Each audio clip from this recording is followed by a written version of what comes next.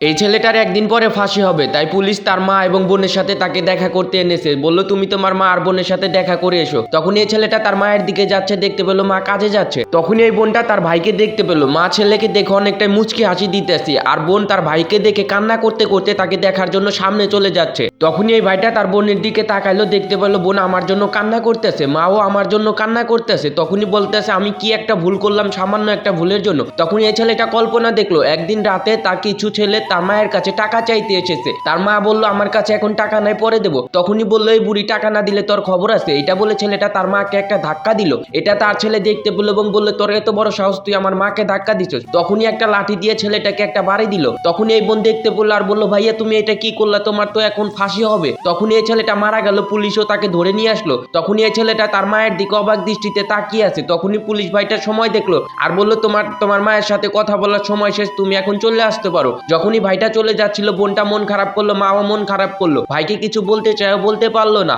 এই মা তার ছেলের দিকে অবাক দৃষ্টিতে তাকিয়ে আছে যে ছেলেকে আমি আর কোনোদিন দেখতে পাবো না। এই ছেলেও অনেক কান্না করতেছে আর চিন্তা করতেছে সামান্য একটা ভুলের কারণে আমি আমার মা আর বোনের কাছ থেকে অনেক দূরে চলে যাইতেছি। এই ছেলেটা তার মায়ের সাথে খারাপ ব্যবহার করা ছেলেগুলোকে মারধর করেছে, এই কাজটাকে ঠিক করেছে তো অবশ্যই বলে যাবেন।